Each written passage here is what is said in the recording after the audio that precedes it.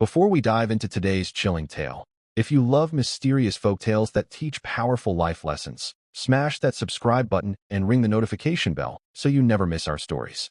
Trust me, you'll want to hear how this one ends. And drop a comment telling us, have you ever bought something that seemed too good to be true? Now let's begin. Deep in the heart of West Africa, where ancient rainforests meet winding rivers and mist rolls through the valleys at dawn, there was a village called Riverside. For generations, the people of Riverside lived simple but fulfilling lives. Their marketplace buzzed with energy every morning. Farmers selling fresh produce, craftsmen displaying their wares, women bargaining over prices while children played between the stalls. Life was predictable, comfortable, and most importantly, safe. But everything changed one October morning when a stranger appeared at the marketplace. Her name was Vanessa. She arrived with the morning fog, wearing a long flowing black dress that seemed to absorb all the light around it. She carried a large woven basket balanced perfectly on her head, and her eyes, dark and penetrating, never quite met anyone's gaze. Her skin was flawless, ageless. She could have been 30 or she could have been 300. Nobody knew where she came from, and nobody dared to ask. The village elders muttered among themselves as Vanessa set up her stall at the edge of the marketplace, right in that corner spot where at least 5 vendors had tried and failed over the years. People said that spot was cursed, that nothing good ever came from selling there. But Vanessa didn't seem concerned. In fact, she didn't seem to feel anything at all. "What are you selling, ma'am?" asked Marcus, the village chief's son. He was a bold 25-year-old known for asking questions nobody else would dare ask. Vanessa's lips curved slightly, but it wasn't really a smile.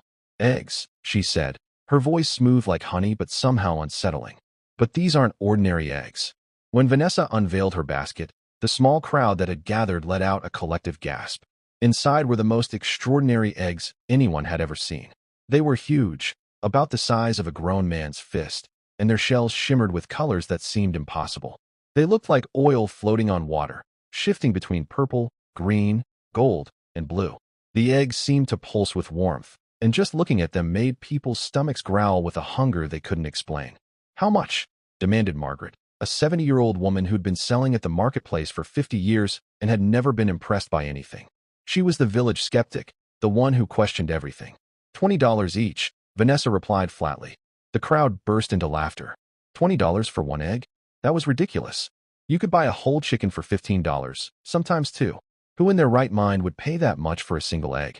But Vanessa didn't flinch. She didn't try to justify the price or negotiate.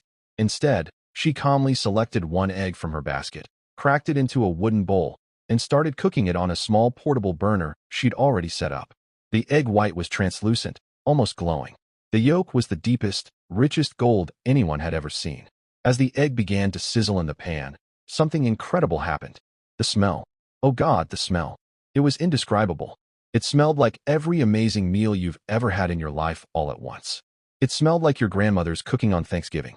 It smelled like Christmas morning, like birthday cakes, like that one perfect meal you had on the best day of your life.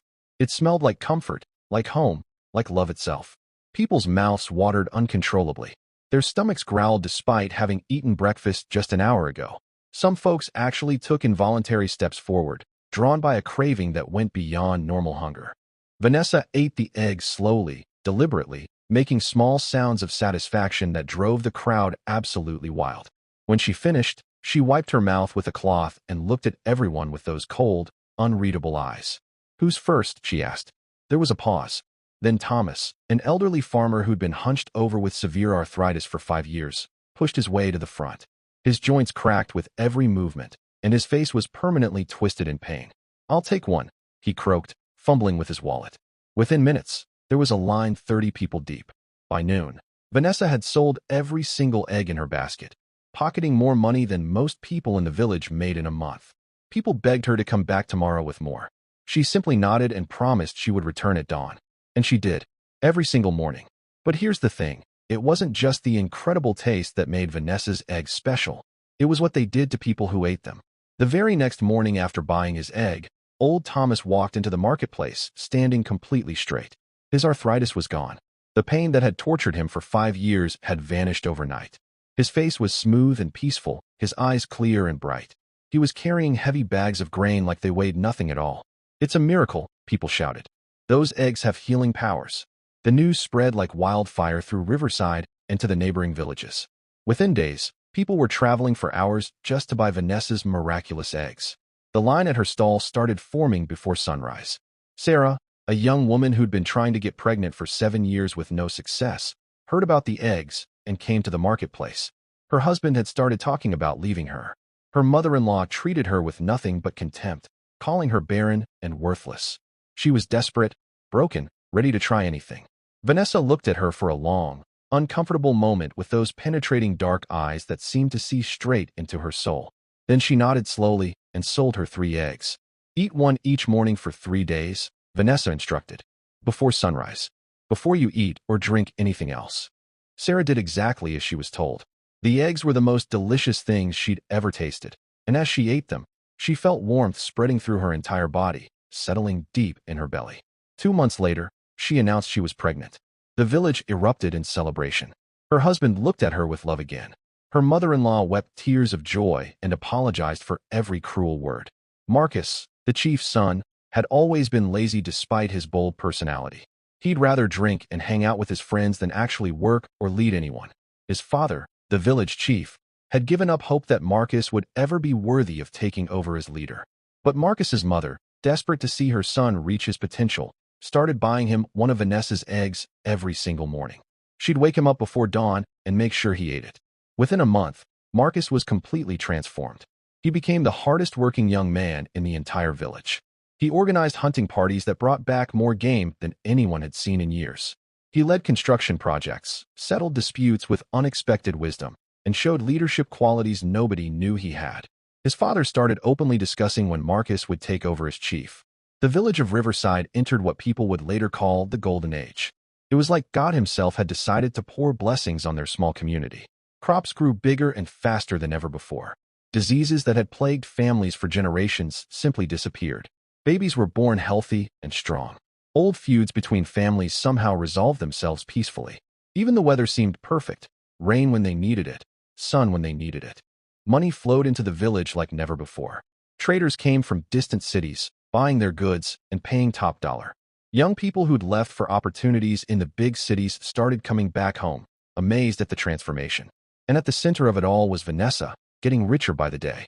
Her simple market stall expanded into a permanent structure with a proper roof. She wore expensive gold jewelry that clinked when she moved. Bracelets, necklaces, rings on every finger. Her plain black dress was replaced with designer clothes that probably cost more than most people's houses. She hired 2 teenage girls as assistants, though she never let them actually touch the eggs. But here's what was strange. Vanessa never smiled, never celebrated, never joined in any of the village festivals or parties.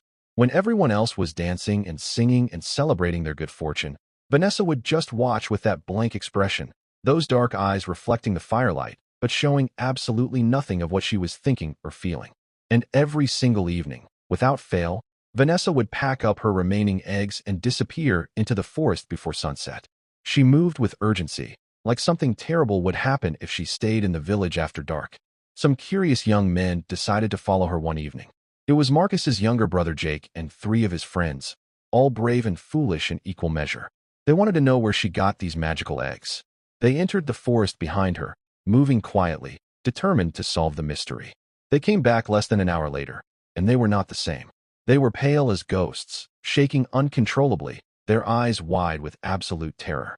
Jake's hands trembled so badly he couldn't even hold a glass of water. When people asked what they'd seen, they refused to talk about it. All Jake would say was, "There are things in that forest that should never be disturbed. Don't follow her. Don't ever follow her." After that incident, nobody dared to follow Vanessa into the forest. "Why are we questioning our blessings?" the village chief declared during a council meeting, his belly full of Vanessa's eggs, his judgment clouded by prosperity. "We've clearly been blessed. This woman is a gift. We should be grateful, not suspicious." The village elders all nodded in agreement. Even the local spiritual leaders, who should have been more careful, saw only miracles and blessings. And so, the people of Riverside stopped asking questions. They just kept buying, kept eating, kept consuming, day after day, week after week, month after month. But not everyone was blind to what was happening. Jessica was different from the other young women in Riverside. While they spent their days gossiping by the river, doing their hair, and talking about boys, Jessica spent her time with her mother in their healing shop. Jessica's mother, Linda, was the village's most respected herbalist and spiritual healer.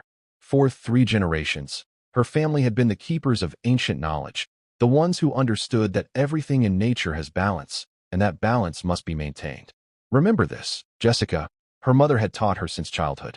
When something is given, something must be taken. When something is taken, something must be given. That's the law of the universe. It cannot be broken without consequences. One morning, while Jessica was out gathering herbs near the forest edge, medicinal plants her mother used to make remedies, she noticed something deeply disturbing. The forest was silent. Not the peaceful kind of silent. The dead kind of silent. No birds singing. No monkeys playing in the trees. No squirrels rustling through the bushes. Even the insects were quiet, just a faint anxious buzz, like they were afraid of being heard. She bent down to examine a plant she'd harvested from this exact spot dozens of times before. The leaves, which should have been vibrant green and full of life, were yellow-gray and brittle.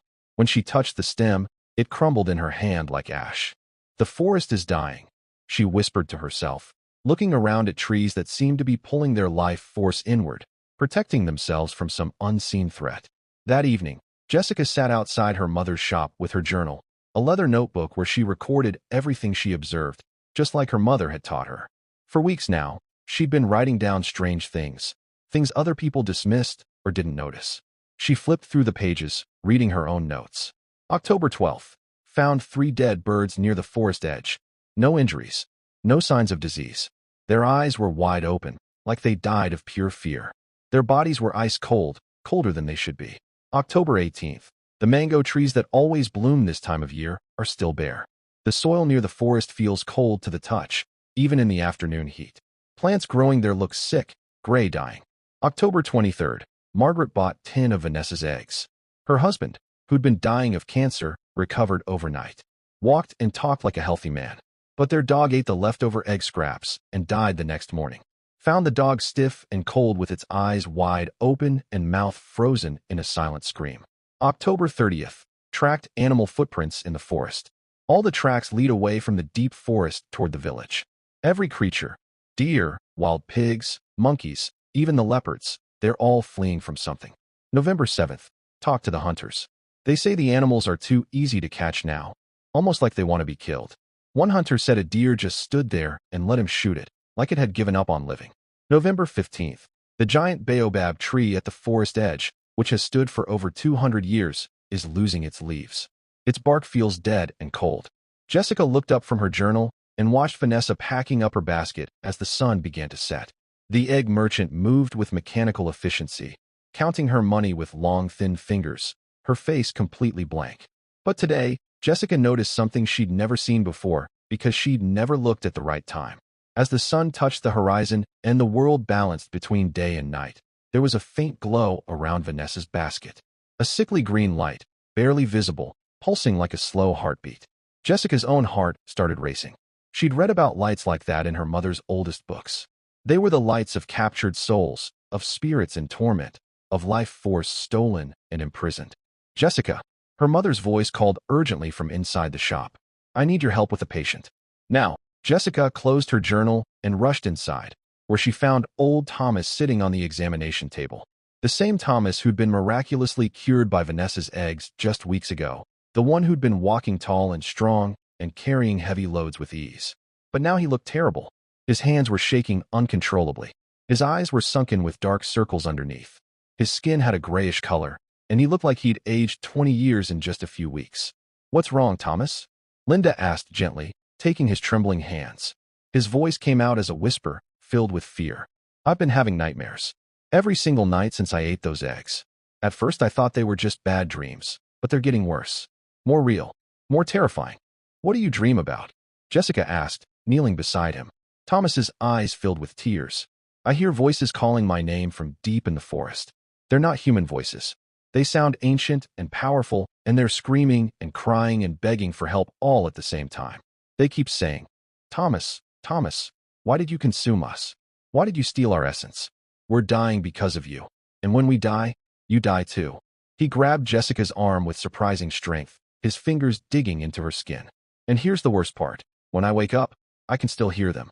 All day long, faintly in the back of my mind. They never stop. And I'm forgetting things.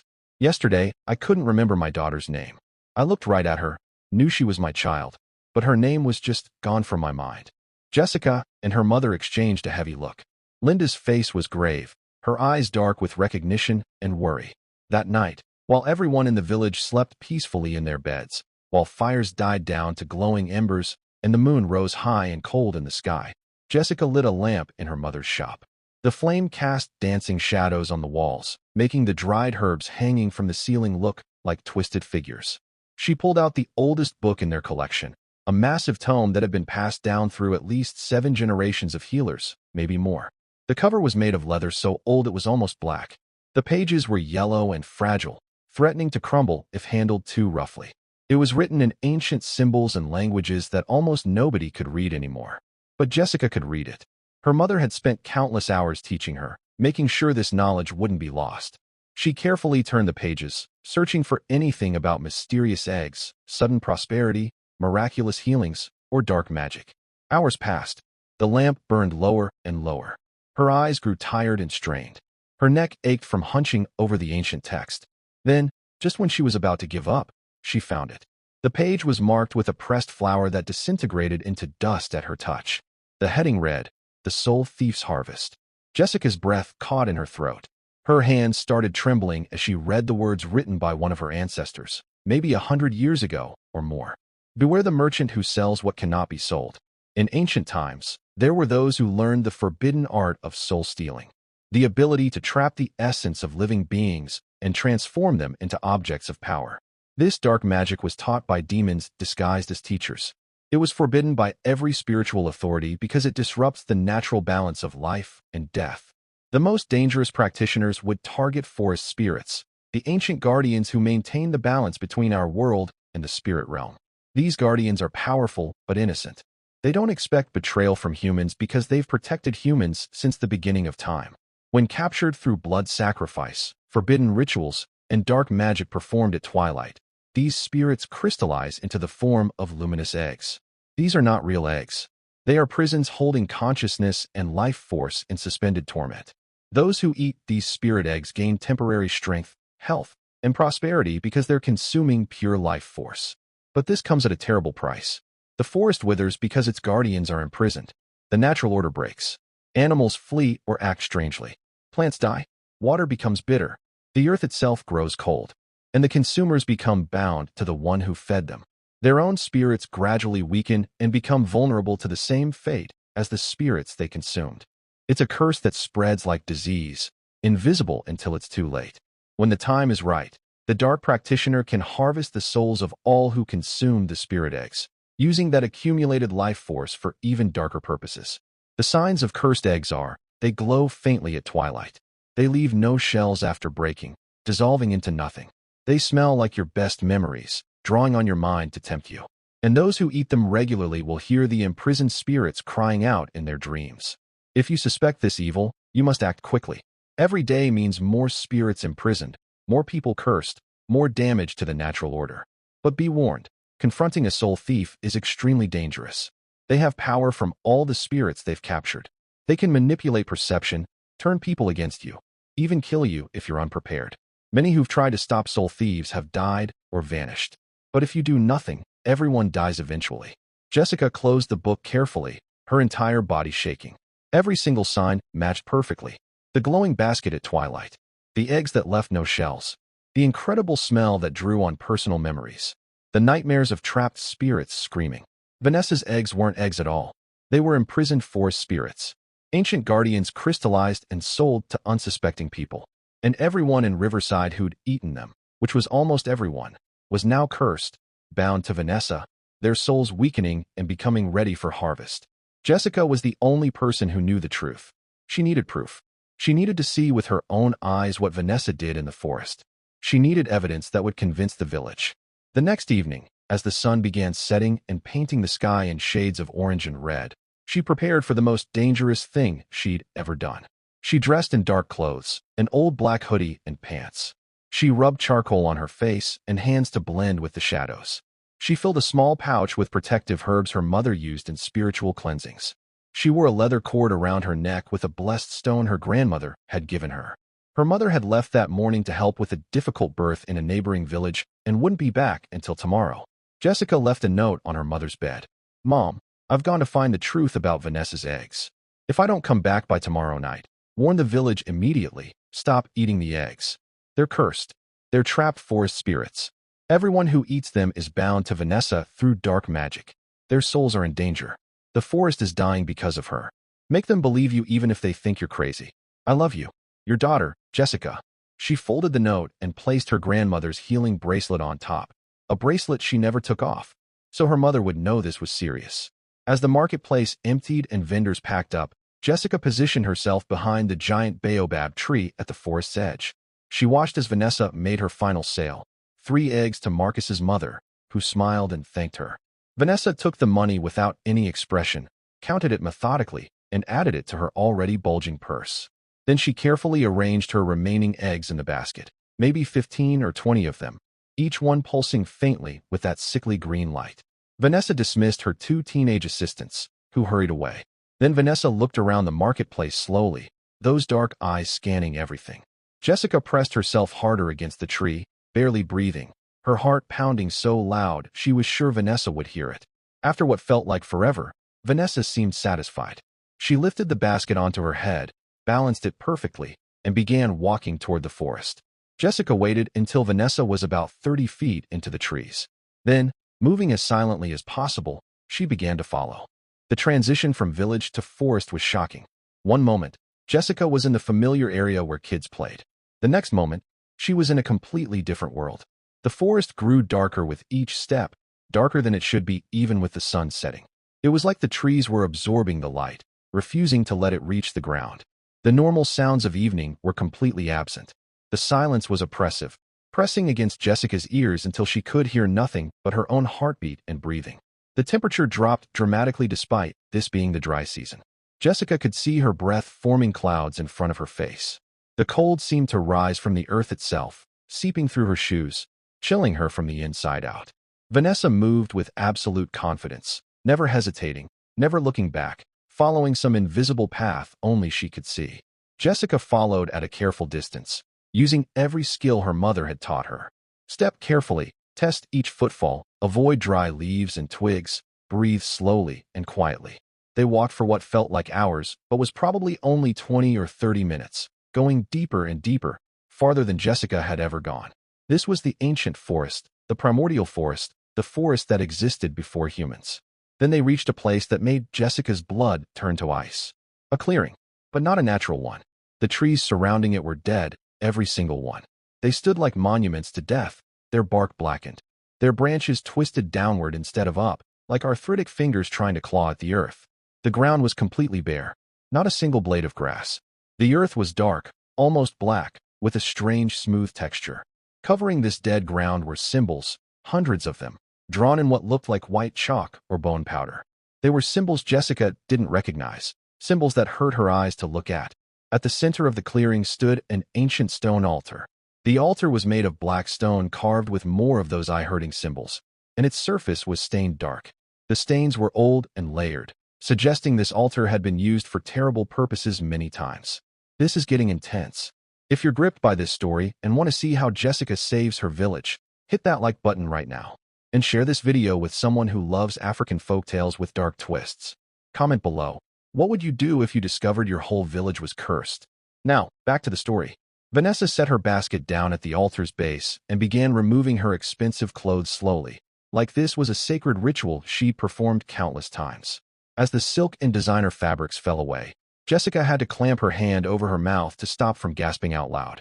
Vanessa's back was covered in ritual scars, not decorative tattoos, but something far more sinister. The scars formed patterns and symbols that covered every inch of her back, and they were glowing with that same sickly green light, pulsing rhythmically like a heartbeat. The scars seemed to go deep, carved not just into flesh, but into her very soul. Vanessa began lighting candles around the altar, 7 of them, arranged in a perfect circle. They burned with green flames that gave off no heat, only cold. Then she pulled out a small knife and cut her palm, letting her blood drip onto the symbols on the ground. As her blood touched the markings, they began to glow with that terrible green light. Then Vanessa started chanting. The language was ancient and horrible, words that seemed to make the air itself vibrate with evil. The symbols on the ground grew brighter and brighter. The temperature dropped even more until Jessica's teeth were chattering. And then, from the darkness of the dead forest around them, they came. The forest spirits.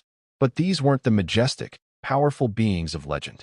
These spirits were broken, defeated, their translucent forms flickering like dying candles. They looked like animals, leopards, elephants, eagles, serpents, but made of light and energy instead of flesh. And they were trapped, bound by invisible chains of dark magic that connected directly to Vanessa. Jessica counted 12 spirits, each one moving with painful slowness. Tears streamed down her face as she witnessed their suffering.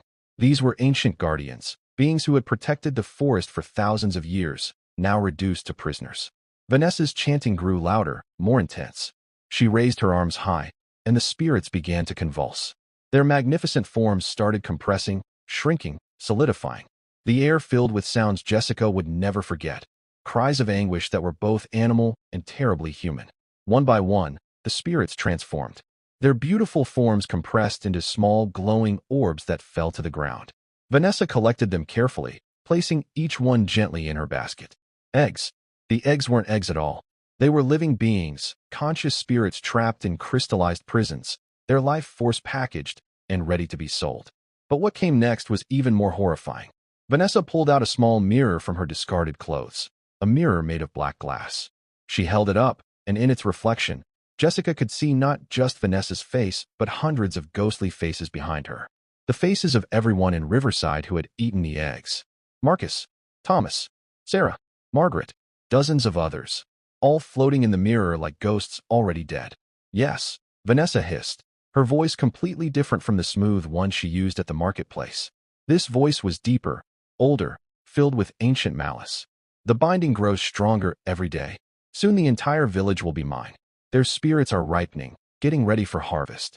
And when I've collected enough power, I will finally break through the veil and free my master from his prison in the Shadow Realm. He will reward me with eternal life and power beyond imagination. Jessica's mind reeled.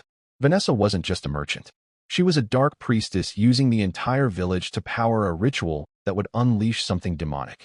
Every person who ate those eggs wasn't being healed. They were being marked, prepared for spiritual slaughter. And Jessica was the only one who knew. Jessica waited until Vanessa finished her ritual and began her journey back. Then, moving as fast as she dared, Jessica ran through the forest using a dangerous shortcut. Branches tore at her clothes. Thorns cut her arms. Her lungs burned. But she didn't stop. She burst into Riverside just as dawn was breaking. People were starting to wake up. Jessica ran straight to the village square, climbed onto the community announcement platform, and started shouting. Everyone, listen to me. Vanessa's eggs are cursed. They're not real eggs. They're trapped forest spirits. She's using us for a dark ritual. Our souls are in danger. Silence fell over the gathering crowd. Then someone laughed. Poor Jessica's gone crazy, a woman said. Too much time with those herbs, another added. Even Marcus looked at her with pity. Jessica, you're obviously not well. Those eggs have brought nothing but blessings. Look around. We're healthier and more prosperous than ever. That's exactly the trap. Jessica pleaded desperately. That prosperity is stolen. And soon Vanessa will collect what she's owed. Our actual souls. I followed her last night. I saw everything. She performs dark rituals. She traps forest spirits and transforms them into eggs. We've been consuming conscious beings. But before anyone could respond, a voice cut through the crowd. My dear child, what terrible nightmares you've been having. Vanessa stood at the edge of the square, her basket balanced on her head, her face showing false concern. But her eyes met Jessica's with pure malice. Perhaps you should eat one of my eggs, Vanessa said sweetly. They've cured so many problems. I'm sure they could cure whatever madness has taken you. The crowd murmured in agreement. Several people moved toward Jessica, intending to help her down, to force her to eat Vanessa's cure. Jessica realized with horror that she was completely alone. Nobody believed her, and Vanessa was going to silence her permanently. But then something unexpected happened. A weak voice called out, "The girl is telling the truth." Everyone turned. Old Thomas stood there, leaning heavily on a cane, looking terrible. Behind him were 3 other people who'd been among Vanessa's earliest customers, all looking equally drained. The nightmares, Thomas continued, his voice getting stronger despite his weakness. We've all been having them. Voices from the forest, calling our names, begging for help, screaming in pain. And each morning we wake up feeling emptier. Less ourselves. I can't remember my own daughter's name anymore. Margaret stepped forward too, her skepticism replaced with fear. My husband recovered from cancer, yes. But 3 days later he started forgetting everything. 45 years of marriage, gone from his memory. Our children's names, gone. It's like he's being erased from the inside out. The crowd's mood began to shift. Doubt crept in. People started whispering, questioning, remembering their own strange dreams they'd been ignoring. Vanessa's expression hardened. "You ungrateful fools," she snarled. "I gave you everything you wanted. Health, wealth, success. And this is how you repay me." She reached into her basket and grabbed one of the eggs. But as she held it, the shell began to crack. Instead of yolk, a blinding green light erupted. The spirit inside, a magnificent eagle, burst free, its cry shaking the air. "I am Kofi, guardian of the sky." The spirit roared with a voice like thunder. "For 3 months I have been imprisoned in darkness. My brothers and sisters suffer still. This which must be stopped." The crowd gasped and stumbled backward. The truth was undeniable now. Vanessa's face twisted with rage. "You've ruined everything. Years of planning." She smashed her entire basket against the ground, and dozens of eggs cracked open. Spirits erupted into the air, leopards, elephants, serpents, all crying out. "You consumed us," they wailed in unison. "You took our essence. You stole our life force. Now you are linked to us, and when we die, you will die with us." The villagers screamed in terror, finally understanding. They had been eating conscious beings, and now they were all cursed, all connected to these suffering spirits. But Jessica's mother Linda had returned. She pushed through the crowd, holding the ancient book and sacred herbs. "There is a way to break the curse," she announced. "But it requires sacrifice and truth." Everyone fell silent, desperate for hope. Linda opened the book and read aloud. "The curse can only be broken if the one who cast it willingly releases the spirits. But there is another way. If someone of pure heart offers themselves as a vessel to absorb all the dark magic, the curse can be broken. But that person will carry the burden forever unless the one who cast the spell was herself cursed to begin with." All eyes turned to Vanessa. Her expression had changed from rage to something else. Fear? Relief? "I was dying," Vanessa whispered, her voice cracking with emotion for the first time. 20 years ago, I was a healer just like you, Linda. I had a gift. I could cure diseases. But then a child came to me dying, and I used forbidden magic to save her. The curse took root in me that day. I've been stealing life force just to survive, always running, always consuming, never free." Tears streamed down her face, the first genuine emotion anyone had seen from her. "I didn't want to hurt anyone. I just didn't want to die. Every day the curse consumed me more. Every day I needed more life force just to keep breathing. I became what I am now, a monster feeding on others to postpone my own death. I'm so tired. So tired of running, of stealing, of causing pain." Jessica stepped down from the platform and walked toward Vanessa. The crowd gasped, fearing for her safety. "Then let us help you," Jessica said softly, extending her hand. "Let us break this cycle. Release the spirits. Face the consequences.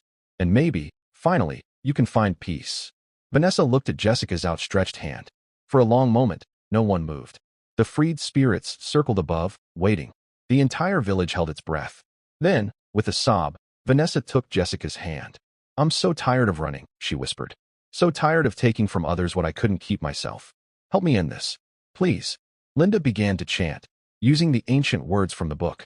Vanessa joined her, speaking the counterspell that would release all the trapped spirits and break the bonds connecting them to the villagers.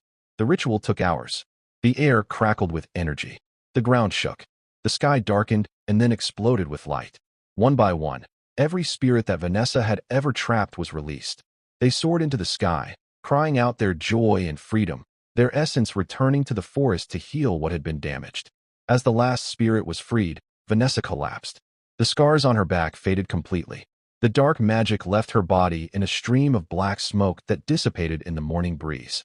When she opened her eyes, they were no longer dark and haunted. They were simply brown, human, tired, and finally at peace. "Thank you," she breathed, looking at Jessica. "You gave me what no one else could, the chance to be free. The curse is broken. I can finally rest." The villagers, released from the curse, felt their own spirits return to fullness. The emptiness they'd been feeling disappeared. The nightmares stopped. Their memories began to return. And in the forest, the birds began to sing again. In the weeks that followed, the village of Riverside changed profoundly. The easy prosperity disappeared, yes, but something far more valuable took its place: wisdom. They learned to work hard for their blessings rather than seeking shortcuts. They learned to question things that seemed too good to be true. They learned that true healing doesn't come from consuming the life force of others, but from nurturing the balance between all living things. Vanessa stayed in the village, working alongside Linda and Jessica in the healing shop. She used her knowledge, the parts that weren't corrupted by darkness, to genuinely help people, seeking redemption through service. She would never fully escape what she had done, the lives she had damaged, the spirits she had tortured, but she would spend her remaining days trying to make amends, one patient at a time, one act of kindness at a time. Jessica became known throughout the entire region as the young woman who saved her village from a terrible curse. But she never boasted about it. She never sought fame or reward. Instead, she continued her studies, learning everything her mother could teach her, and adding her own wisdom to the ancient books so that future generations would know the truth and be prepared. The forest recovered slowly but steadily. The spirits that had been freed returned to their sacred duties as guardians, and nature bloomed once again with vibrant life. The animals returned. The trees grew strong and tall. The rivers ran clear. The balance was restored, just as it had been for thousands of years before Vanessa's dark magic had disrupted it. And in the marketplace of Riverside, where Vanessa's stall once stood selling those cursed eggs, the villagers built a memorial stone. Carved into it were these words that every child in the village learned to read: question prosperity that costs others their freedom. Reject power that feeds on suffering. Remember that true strength comes not from what we consume, but from what we protect and nurture. The village learned the most profound lesson of all. Convenience and quick solutions often come with hidden costs that only reveal themselves when it's too late. What we consume, whether it's food, ideas, promises, or miracles, can either nourish us or destroy us from within. We must always ask what the true price is, who pays it, and whether we're willing to live with the consequences. Because in the end, if something seems too good to be true, if prosperity comes without effort, if miracles require no sacrifice, if healing demands no work, then somewhere, somehow, someone or something is paying the price that you're not seeing. And that debt will eventually come due. The people of Riverside never forgot this lesson, and neither should we. And that, my friends, is the powerful tale of Vanessa's cursed eggs and the brave young woman who saved her village from destruction. This story teaches us to be vigilant, to question easy answers, to protect the balance of nature, and to never seek prosperity at the expense of others' suffering. What did you think of this story? Drop a comment below with the biggest lesson you learned from this folktale. Was it to question things that seem too good to be true? To protect nature's balance? To stand up for truth even when you're alone? Let me know your thoughts. If you enjoyed this African folktale and want more stories that teach wisdom through mystery and suspense, make sure you subscribe to our channel and turn on all notifications so you never miss our next upload. We have dozens more stories about African folklore, ancient wisdom, and the supernatural waiting for you. Hit that share button and send this video to your family and friends who love powerful African stories with deep messages. And don't forget to check out our other incredible folktales in the playlist linked in the description below. Remember the lesson of Riverside. Always question what seems too good to be true. Protect the balance of nature. Stand for truth even when standing alone. And never seek prosperity at the expense of others' freedom or suffering. Until next time, may your path be guided by wisdom. May you have the courage to stand for truth. And may you always remember that real blessings come through honest work, not magical shortcuts. I'll see you in the next story. Stay blessed.